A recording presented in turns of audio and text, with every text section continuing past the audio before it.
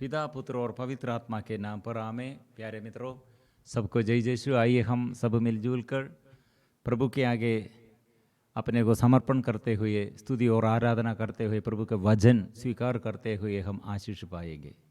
प्रभु हमें बुला रहे हैं।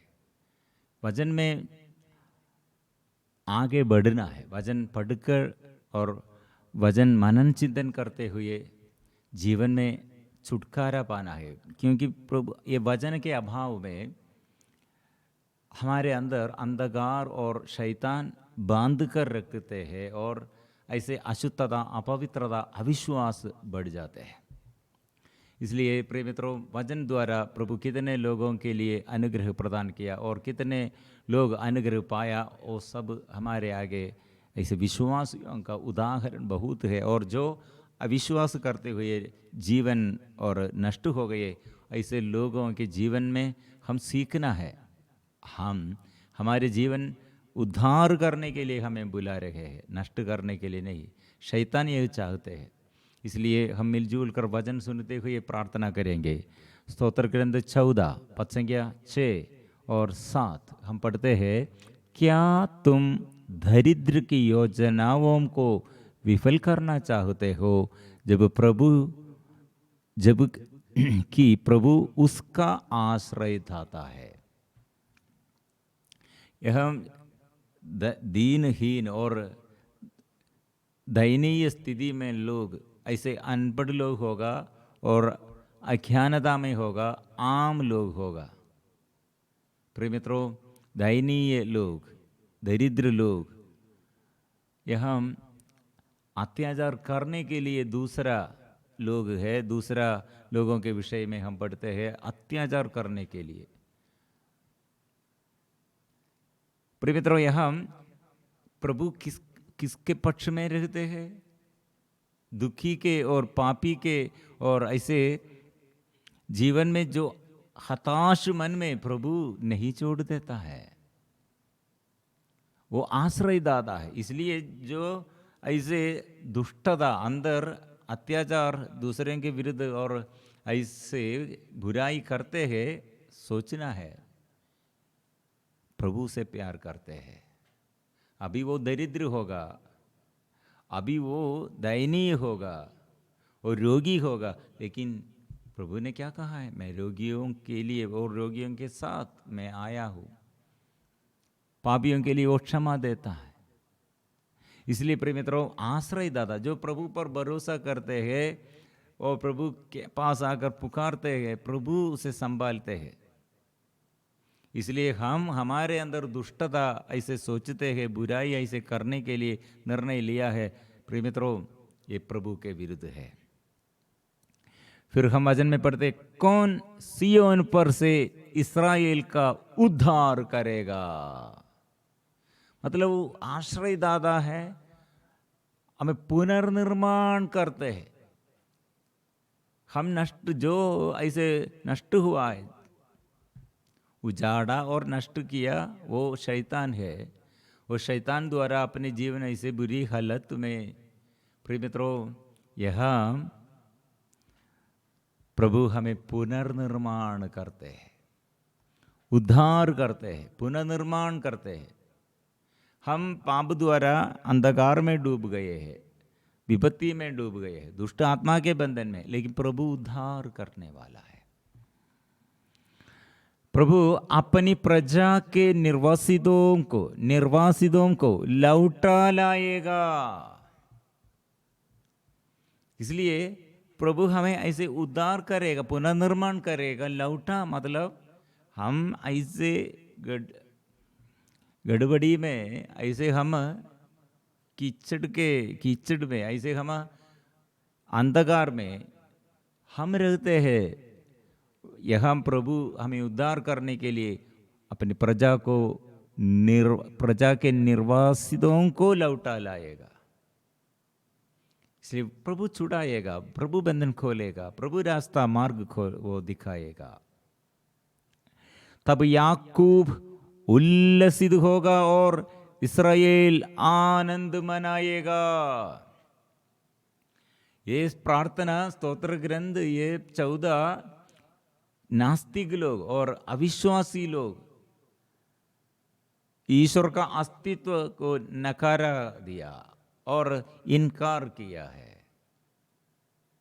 यहाँ विश्वासी लोग क्या करते हैं और ईश्वर पर भरोसा करते हुए, विश्वास करते हुए वे लोग पुनर्निर्माण, ईश्वर पुनर्निर्माण करते हैं, वो आनंद का गीत गाते हैं और उल्लसित होकर आनंद के गीत गाते हैं।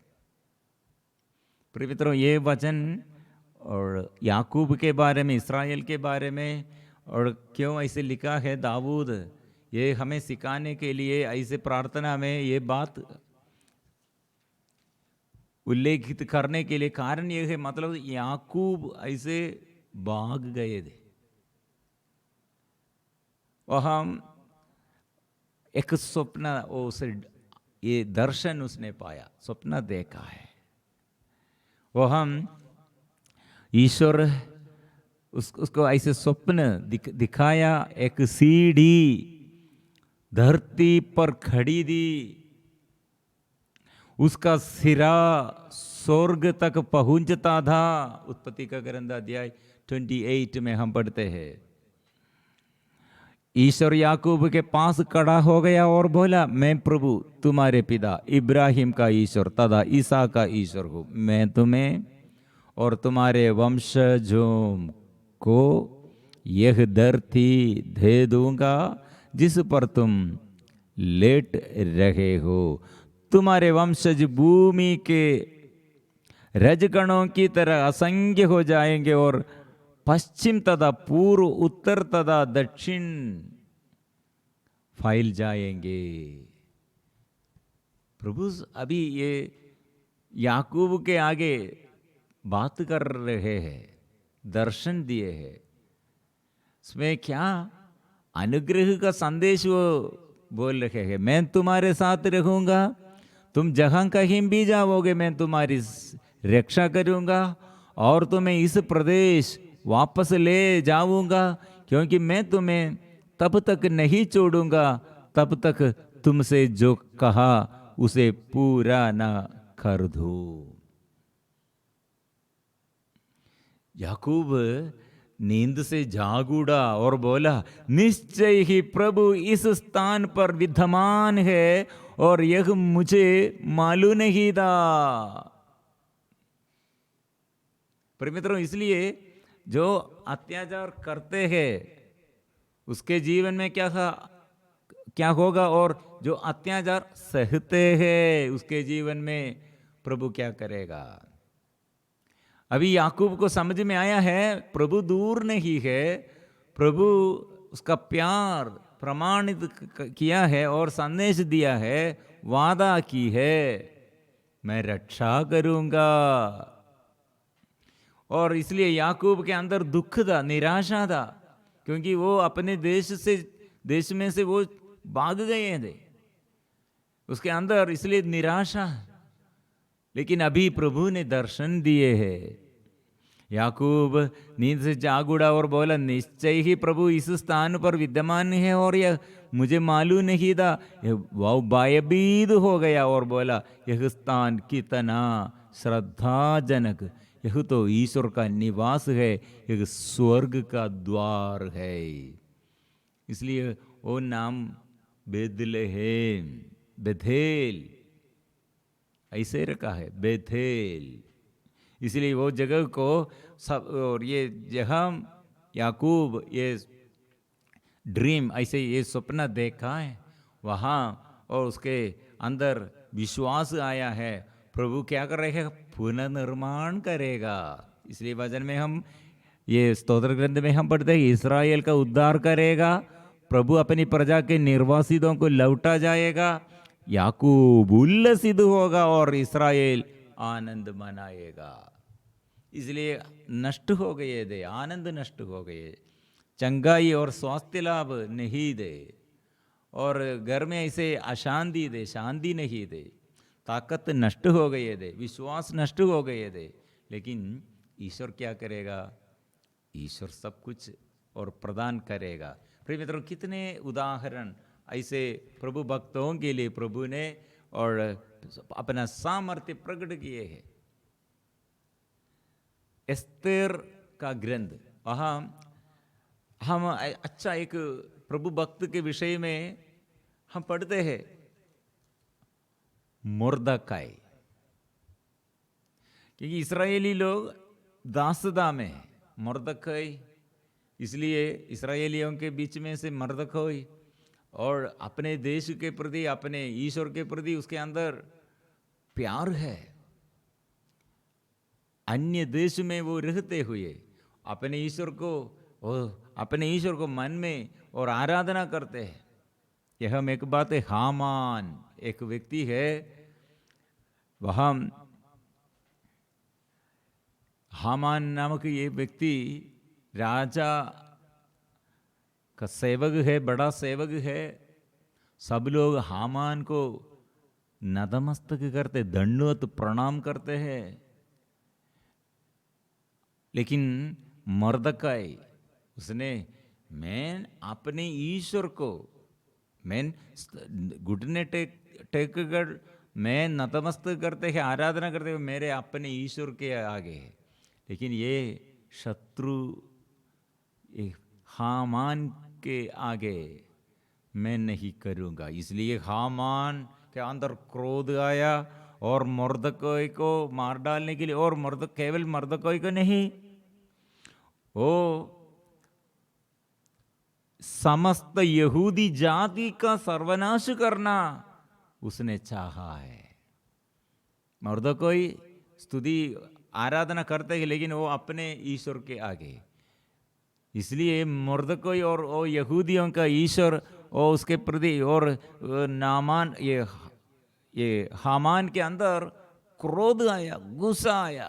लेकिन प्रिय मित्रों, हमारे प्रभु मुर्दकाई का जीवन संभाला है, और जहाँ मार डालने के लिए मुर्दकाई चाहते थे, वो जगह हामान का मृत्यु का जगह बन गए है। हम पढ़ते हैं एस्तेर का ग्रंथ अध्याय 7 पद संख्या 10 में, राजा ने उसे उस पर लटकाने की आज्ञा दी, इसलिए हामान उसी फांसी पर लटका दिया गया जो उसने मुर्दकाई के लिए बनवाई थी। उस पर राजा का क्रोध शांत हुआ। राजा ने क्या किया?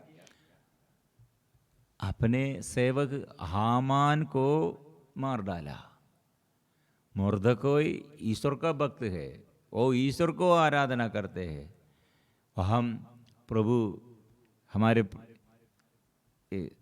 प्रभु सर्वशक्तिमान प्रभु मुर्दकाई को संरक्षण दिया, और जो ऐसे शत्रु मार डालने के लिए चाहते थे उसका पतन भी हुआ है। इसलिए कितने उदाहरण प्रिय मित्रों हम पढ़ते हैं। इब्राहिम और लोट के विषय में ऐसे एक बात,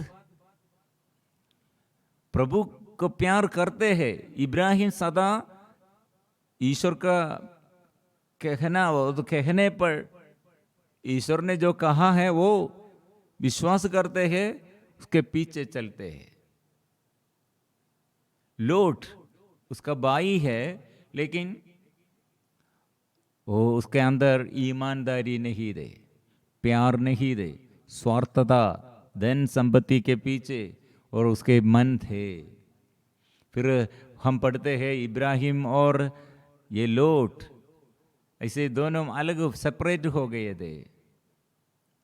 कारण क्या थे? इसके बीच में थोड़ा लड़ाई शुरू किया। लोट अच्छा जमीन, नाइल नदी के किनारे वो अच्छा जमीन, और वह बहुत ये फल होगा, लेकिन अपने ये भाई इब्राहिम के लिए मरुभूमि छोड़ किया है।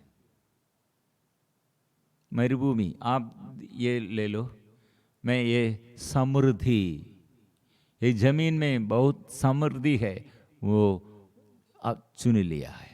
लेकिन इब्राहिम, फिर क्या होगा? इब्राहिम की स्थिति प्रिय मित्रों, इब्राहिम के साथ ईश्वर है, इसलिए वो कितने बड़ा धनी बन गए हैं। लोट अपने बुद्धि के अनुसार, ये सांसारिकता के अनुसार वो सोचते हुए क्या होगा, वो सब नष्ट हो गए थे। प्रिय मित्रों, सूचना देते हुए इब्राहिम के पास स्वर्गदूत आते रहते थे और ऐसे लोट के पास भी स्वर्गदूत आया संरक्षण देने के लिए, लेकिन लोट, उसका पत्नी का अवस्था और उसके जीवन में वो उसके परिस्थिति, उसके लास्ट स्थिति क्या, आखिरी वक्त, आखिरी स्थिति क्या था प्रिय मित्रों? स्वर्गदूत आया, दोनों कैसे विश्वास किया, दोनों ऐसे स्वर्गदूत के साथ कैसे व्यवहार किया, कैसे उत्तर दिया। इसलिए हमारे निर्णय, इब्राहिम और लोट के निर्णय दोनों के पास आया था, स्वर्गदूत और सूचना देने के लिए आया था, लेकिन प्रिय मित्रों, इब्राहिम का मनोभाव क्या दे, लोट का मनोभाव क्या दे? हम हमारे जीवन में हमारे आगे ऐसे स्वर्गदूतों द्वारा प्रभु हमें संभालने के लिए कितने कितने हमारे संरक्षण के लिए, हमें उद्धार करने के लिए, हमारे जीवन में आशीष देने के लिए प्रभु चाहते हैं। प्रिय मित्रों, यह यीशु का क्रूस की ओर देखकर कितने लोग उपहास किया, कितने लोग ये क्रूस देखते हुए आशीष पाया है, कितने लोग ये क्रूस की रास्ता में प्रभु के पीछे विश्वास से चलते हैं, और कितने लोग ये क्रूस अपमान का क्रूस है, अभिशाप का क्रूस है, ऐसे सोचते हुए उपहास करते हैं। प्रिय मित्रों, हम इसके विषय में बहुत उदाहरण है। प्रभु एक क्रूसित यीशु कितने लोगों के लिए उद्धार मतलब अनुग्रह का स्रोत बन गए हैं।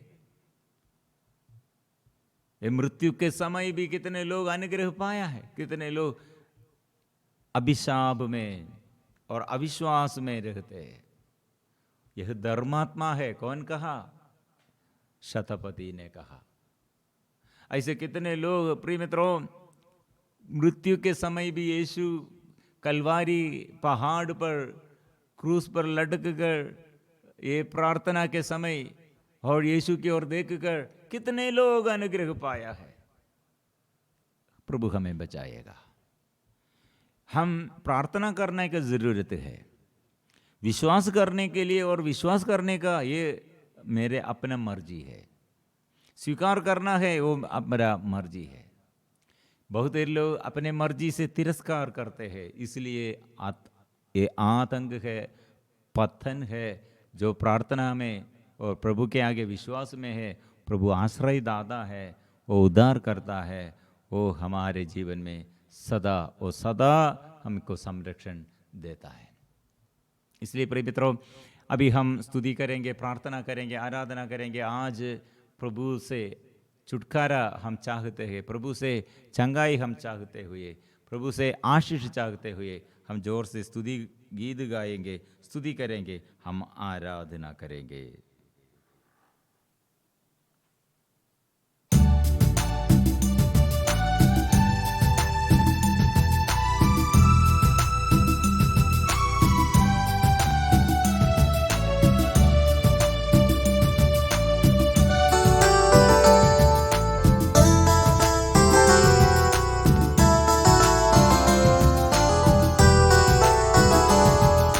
प्रभु मुझे बचाइए, मैं डूब रहा हूँ। प्रभु मुझे बचाइए, मैं डूब रहा हूँ। मृत्यु के द्वार पर मैं पहुँच गया हूँ। मृत्यु के द्वार पर मैं पहुँच गया हूँ। मेरे प्रभु जी, मैं तुझसे दूर दूर चला गया। तेरी वाणी मैं भूल कर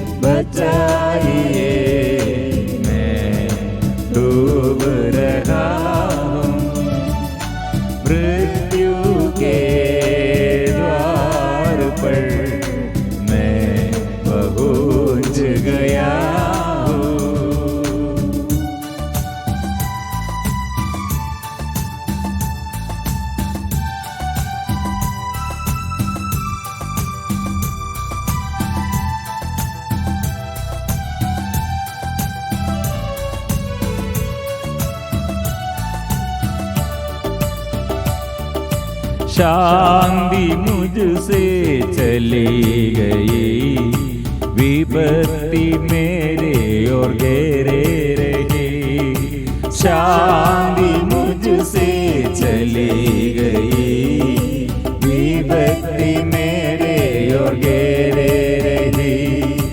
लहरों से मैं डर गया, अंधकार दिल में भर गया। लहरों से मैं डर गया, अंधकार दिल में भर गया। दया करो प्रभु जी, दया करो प्रभु जी, दया करो प्रभु जी, दया करो प्रभु जी, दया करो प्रभु जी, दया करो प्रभु जी, दया करो प्रभु जी, दया करो प्रभु जी। प्रभु मुझे बचाइए, मैं डूब रहा हूँ।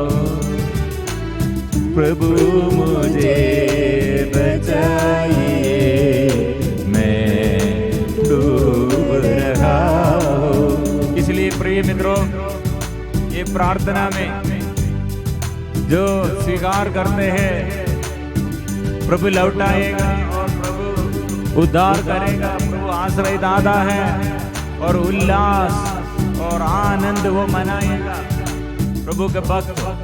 इसलिए प्रभु के आगे स्वीकार करो।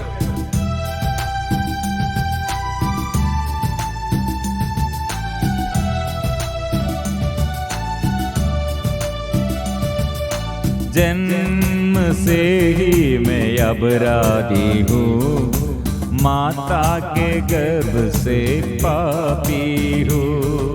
जन्म से ही मैं अपराधी हूँ, माता के गर्भ से पापी हूँ। मेरे पापों पर दृष्टि न डाल, अपराध मिटाने की कृपा कर।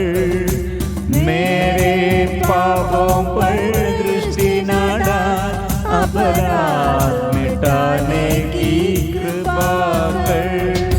दया करो प्रभु जी, दया करो प्रभु जी, दया करो प्रभु जी, दया करो प्रभु जी, दया करो प्रभु जी, दया करो प्रभु जी, दया करो प्रभु जी, दया करो प्रभु जी, दया करो प्रभु जी, दया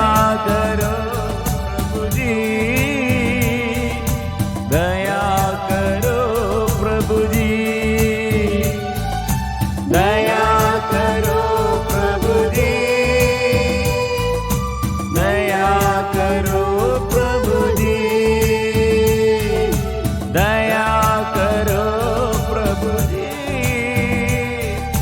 दया करो प्रभु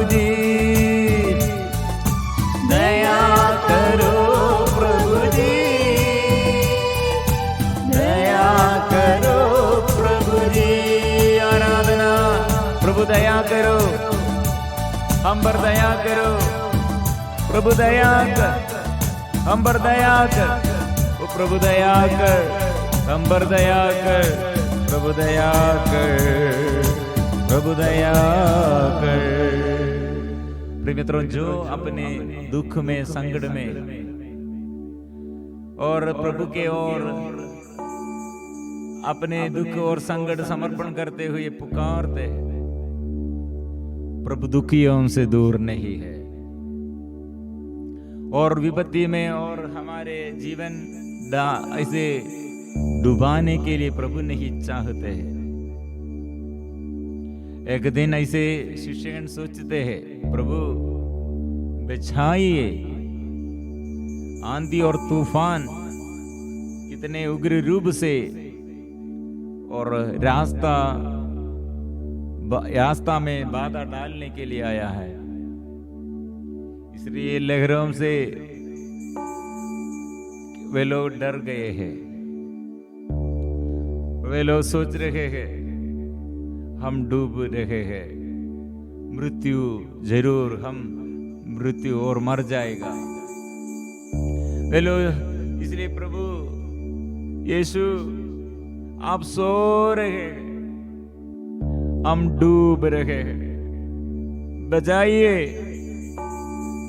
हमें बचाइए। मित्रों, ऐसे हम भी दुख के गहराई में, दुख संकट की गहराई में, कठिन परिस्थिति में हमारी प्रार्थना क्या है? प्रभु बचाइए। प्रभु ये इतने सालों से ये समस्याओं में, प्रभु मेरे अंधता, मेरे गूंगापन, गहरापन, और प्रभू मैं ऐसे गूंगे बहरों को प्रभु अच्छा कीजिए। ओ प्रभु लंगड़ा, भूखा, प्रभु अंधा, प्रभु तू अच्छा कीजिए। और दलितों को पथ प्रदर्शन कीजिए, प्रभु स्वतंत्र कीजिए, आत्मा से, पवित्र आत्मा से अभिषेक कर दे, आत्मा से भर दे प्रभु। हम ऐसे प्रार्थना करते, प्रभु दया करो, ये दुख के, समस्याओं के, अंधकार के, बंधन के, और प्रभु बंधन से बचाइए, शुद्ध कीजिए प्रभु। इसलिए हम स्वीकार, मेरे परिवार में प्रभु, मेरे व्यक्तिगत जीवन में प्रभु, मेरे शरीर में, मेरे मन में प्रभु तू आइए, दया करो प्रभु जी, दया करो प्रभु जी, दया करो प्रभु जी, दया करो प्रभु जी, दया करो प्रभु जी, दया करो प्रभु जी। अपने को समर्पण करें, परिपूर्ण समर्पण करें पवित्र परम प्रसाद के आगे। वो जीवंत रोटी हमको जीवन देता है, वो जीवित परमेश्वर हमको नया आशीष देता है, वो आत्मा हमारे लिए वो प्रदान करते हैं। इसलिए कैंसर बीमारी होगा, एड्स बीमारी होगा, कोरोना बीमारी होगा, हार्ट संबंध बीमारी होगा, हड्डियों में दर्द होगा, यूटर संबंधी समस्या, किडनी संबंधी समस्या, रक्त और शुगर की बीमारी, ब्लड प्रेशर से हर बीमारियों को समर्पण करते हैं। मेरे बच्चों को और मेरे जीवन साथी और मेरे माँ बाप, ऐसे हमारे रिश्ताओं को समर्पण करते हुए दया कीजिए प्रभु, दया कर प्रभु, दया कर, दया करो प्रभु जी, दया करो प्रभु जी, दया करो प्रभु जी, दया करो प्रभु जी, दया करो प्रभु जी, दया करो प्रभु जी। हम आगे प्रभु पवित्र परम प्रसाद के आगे, प्रभु के आगे समर्पण करते हुए, इसलिए हम पवित्र परम प्रसाद हमारे जीवन में आशीष का स्रोत है, इसलिए हम गाएंगे पवित्र परम प्रसाद की आराधना हो, स्तुति हो, महिमा हो सदा सर्वदा। पवित्र परम प्रसाद की आराधना हो, स्तुति हो, महिमा हो सदा सर्वदा। पवित्र परम प्रसाद की आराधना हो, स्तुति हो, महिमा हो